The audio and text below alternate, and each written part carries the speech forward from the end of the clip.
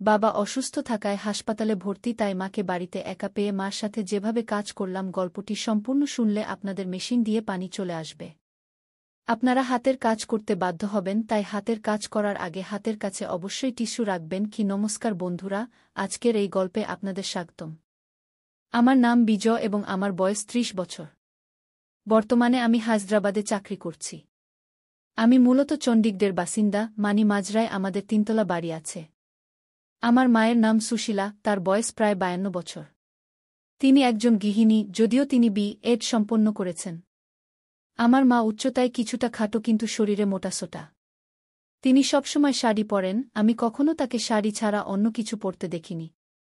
কিন্তু যে রাতে এই ঘটনাটি ঘটেছিল, তারপর থেকে আমার এবং মায়ের জীবন বদলে গেছে। এই ঘটনাটি তখনকার, যখন আমার বয়স ২৫ বছর ছিল। সেই দিন বাবাকে হার্ট অ্যাটাক হয়েছিল এবং তাকে হাসপাতালে ভর্তি করতে হয়েছিল। তখন আমার পিজি সম্পন্ন হয়েছে এবং আমি চাকরির খোঁজ করছিলাম, তাই বাড়িতেই থাকতাম। মাও বি.এড করার পরও চাকরি না করে গৃহিণী থেকে গিয়েছিলেন। তখন হাসপাতালে বাবার চিকিৎসা চলছিল, কিন্তু তার অবস্থার কোনো উন্নতি হচ্ছিল না। বাবাকে এই অবস্থায় দেখে মা ভেঙে পড়েছিলেন। আমি তার একমাত্র সন্তান ছিলাম, তাই তিনি আমার উপর নির্ভরশীল ছিলেন। বাবার অসুস্থতার খবর শুনে আমার মাসি এবং মামাও সঙ্গে সঙ্গে হাসপাতালে চলে এসেছিলেন। সবাই নিজ নিজভাবে সাহায্য করছিলেন। ৪-৫ দিন পর ডাক্তার সেই কথা বলে দিলেন যা আমরা শুনতে ভয় পাচ্ছিলাম। ডাক্তার বললেন যে এখন বাবাকে বাঁচানো কঠিন। এটি শুনে মা অজ্ঞান হয়ে গেলেন। আমি তার পাশে ছিলাম, তাই তাকে সামলে নিলাম। বাবা এখন ভেন্টিলেটরে ছিলেন, ভেন্টিলেটর চালু থাকা পর্যন্তই তার শ্বাস নেওয়া সম্ভব ছিল। তখন আমি এবং মা বাবার সঙ্গে শেষবারের মতো দেখা করতে আইসিইউতে গিয়েছিলাম। মা এখন কিছুটা সুস্থ হয়েছিলেন, তিনি কাঁদতে কাঁদতে বাবাকে জড়িয়ে ধরলেন। আমিও তার হাত ধরে কাঁদতে লাগলাম। কিছুক্ষণের মধ্যেই বাবা শেষ নিঃশ্বাস ত্যাগ করলেন এবং তার জীবনযাত্রা সম্পন্ন করলেন। আমরা আইসিইউ থেকে বেরিয়ে এলাম এবং মা আমাকে জড়িয়ে ধরে জোরে জোরে কাঁদতে লাগলেন। পরে শেষকৃত্যের প্রস্তুতি শুরু হয়ে গেল। দিন কেটে গেল, সন্ধ্যা ৬:০০ বাজে গিয়েছিল।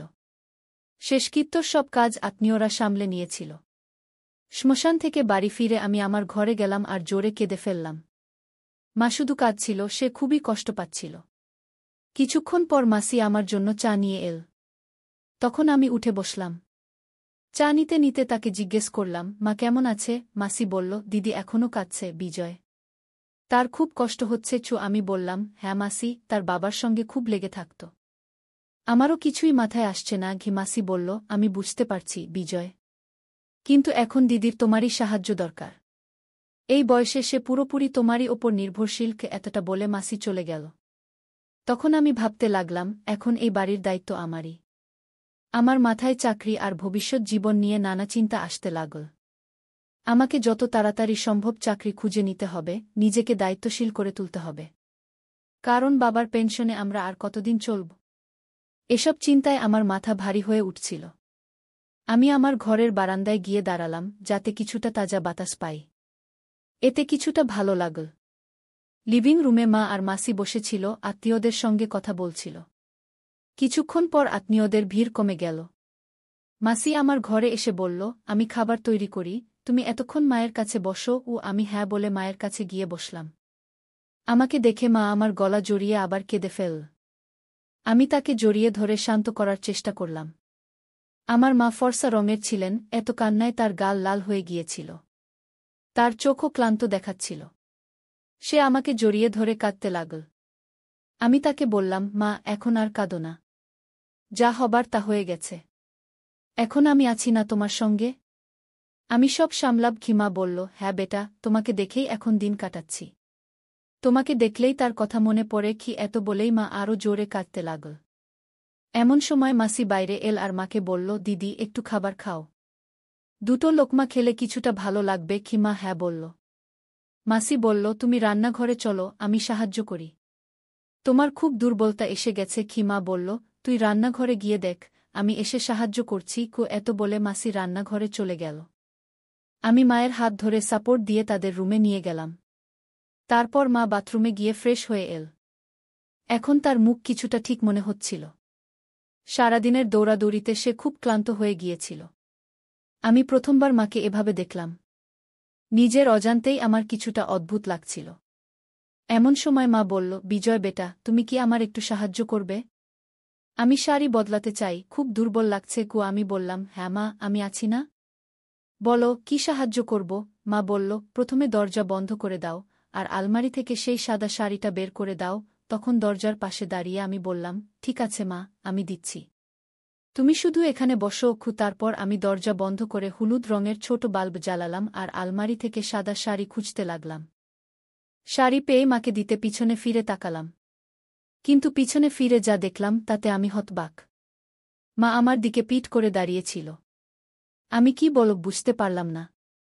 দ্রুত শাড়ি মাকে দিয়ে দিলাম আর পিঠ ফিরে দাঁড়িয়ে গেলাম। এদিকে আমার মাথায় নানা রকম চিন্তা ভিড় করতে লাগল। এমন সময় মা বলল, বিজয় বেটা, আরেকটা কাজ করবে?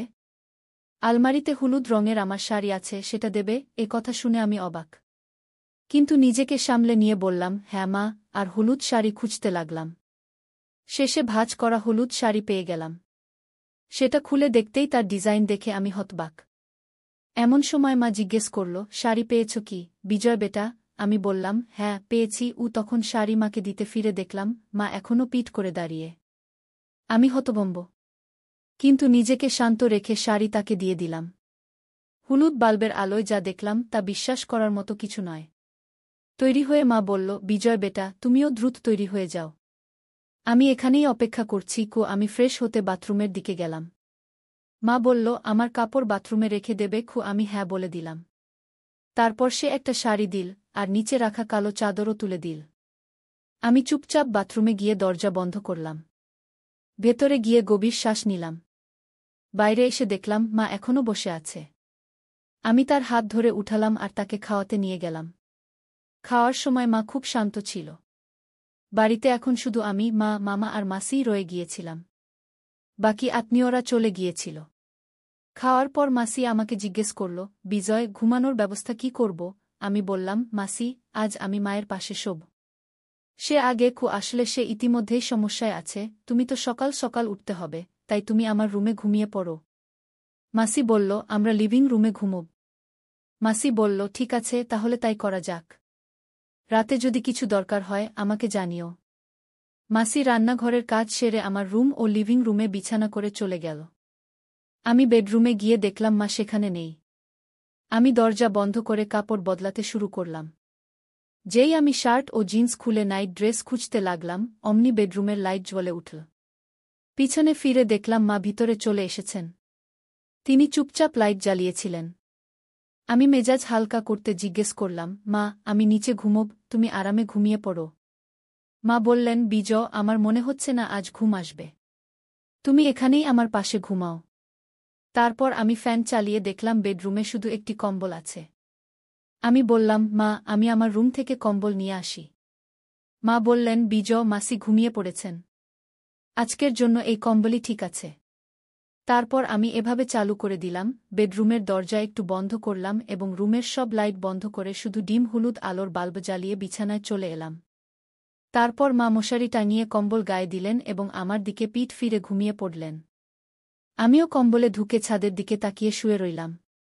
এখন এসির কারণে রুমে ঠান্ডা অনুভূত হচ্ছিল। কিছুক্ষণ পর আমি মায়ের কান্নার আওয়াজ শুনতে পেলাম। মাকে এই অবস্থায় দেখে আমার অদ্ভুত লাগছিল। আমি মায়ের কাছে সরে গিয়ে তার কাঁধে হাত রেখে বললাম, মা, শান্ত হও। আমি জানি এটা তোমার জন্য খুব কঠিন, কিন্তু বাবা সবসময় আমাদের সঙ্গে থাকবেন। আর আমি তো আছিই তোমার দেখাশোনা করার জন্য। মা কাঁদতে কাঁদতে বললেন, বিজয়, তোমার বাবা অনেক কিছু দিয়েছেন। আজ তার ছাড়া বেঁচে থাকা খুব কঠিন হয়ে পড়েছে আমার জন্য। আমি মায়ের আরও কাছে সরে গিয়ে তার কাঁধে মাথা রাখলাম। মা কিছুক্ষণের জন্য কান্না বন্ধ করে বললেন, বিজয় বেটা, যখন তুমি আমার সঙ্গে থাকো তখন মনে হয় যেন তোমার বাবাই আমার সঙ্গে আছেন। তুমি একদম তোমার বাবার মতোই। এ কথা বলে মা কিছুটা শান্ত হলেন। আমিও আবার ছাদের দিকে তাকালাম। এখন আমার মাথা থেকে একে একে চিন্তা বেরিয়ে আসছিল। এমন সময় হঠাৎ আমার কিছু মনে পড়ল এবং অনিচ্ছা সত্ত্বেও খারাপ চিন্তা মাথায় আসতে লাগল। এসব আমার মাথায় ঘুরপাক খাচ্ছিল। এমন সময় মা জিজ্ঞেস করলেন, বিজয় বেটা, তোমার ঘুম আসছে? আমি বললাম, না মা, কেন? কি হয়েছে? মা বললেন, কিছু না রে, আমার ঘুম আসছে না। একটু ভয়ও লাগছে এবং একটু ঠান্ডাও লাগছে। একটা কাজ করবে আমার জন্য? আমি বললাম, ঘাবড়াবে না মা, আমি আছি। বলো কি চাই? মা বললেন, একটু আমার কাছে সরে এসে ঘুমাবে? আমি বললাম, হ্যাঁ চলো। এবং মায়ের কাছে সরে গেলাম। মা আমার হাত ধরে তার উপর টেনে নিলেন। কিছুক্ষণ পর আমি মাকে বললাম, মা, তোমার মনে আছে যখন আমি ছোট ছিলাম তখন পা ছড়িয়ে ঘুমানোর অভ্যাস ছিল? তুমি কতবার আমার এই অভ্যাস ছাড়ানোর চেষ্টা করেছ, কিন্তু আমি মানিনি। মা হেসে বললেন, তুমি আমার কথা কখনো শুনতে না, কিন্তু বাবা বললে মানতে। আর কয়েকদিন পর আবার সেই অভ্যাস। আমিও আবার আমার ছোটবেলার কথা বলে তাকে খুশি করার চেষ্টা করলাম, যাতে তার দুঃখ কিছুটা লাঘব হয়।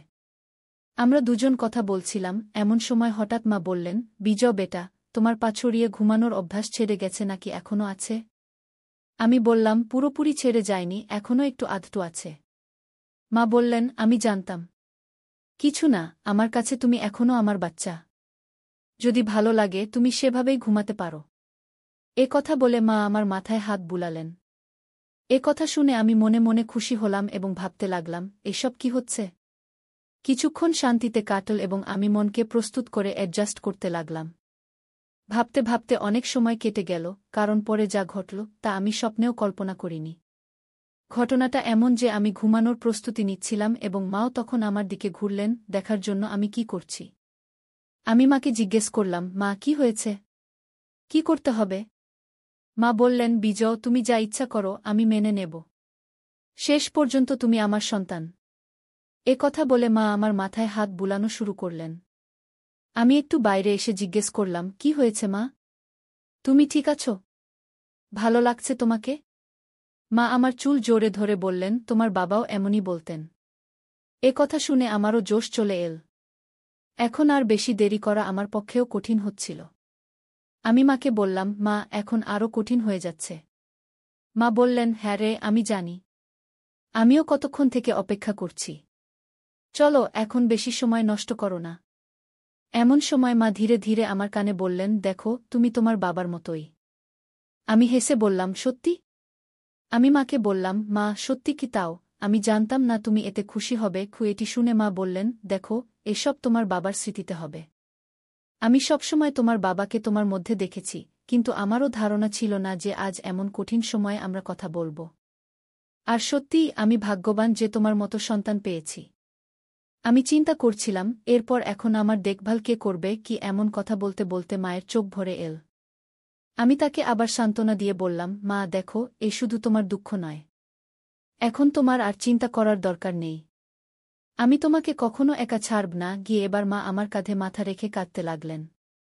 আমি তার অশ্রু মুছে দিয়ে বললাম, মা, আমি জানি বাবা আমাদের কখনো কোনো কিছুর অভাব হতে দেননি। কিন্তু যদি কখনো তোমার কিছু দরকার হয় তাহলে কোনো দ্বিধা না করে আমাকে বলবে। এখন আমাদের দুজনের মধ্যে কোনো কিছু লুকানোর কোনো কারণ নেই। এটি শুনে মা বললেন, তুমি যখন আমার সাথে থাকো তখন আমাকে আগের মতোই ডাকো। তোমার মুখে আমার নাম শুনতে ভালো লাগে। আমি বললাম, হ্যাঁ মা, আমার প্রিয় মা। আমরা দুজন এখন উঠে বসে গেলাম। মায়ের মুখে এক অন্যরকম উজ্জ্বলতা ফুটে উঠল, যেন তিনি একটি বড় চাপ থেকে মুক্তি পেয়েছেন।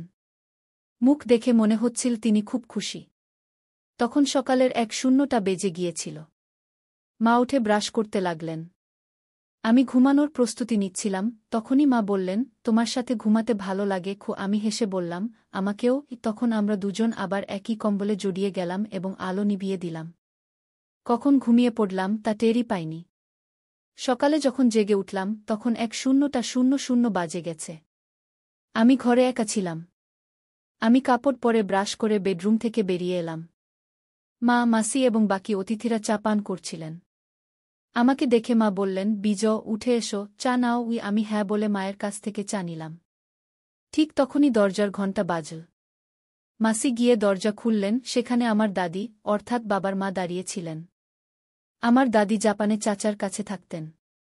দাদা চলে যাওয়ার পর চাচা তাকে নিজের সাথে নিয়ে গিয়েছিলেন। বাবা হঠাৎ মারা যাওয়ায় তিনি তাড়াতাড়ি আসতে পারেননি। দাদি বাড়িতে ঢুকেই জোরে জোরে কাঁদতে শুরু করলেন।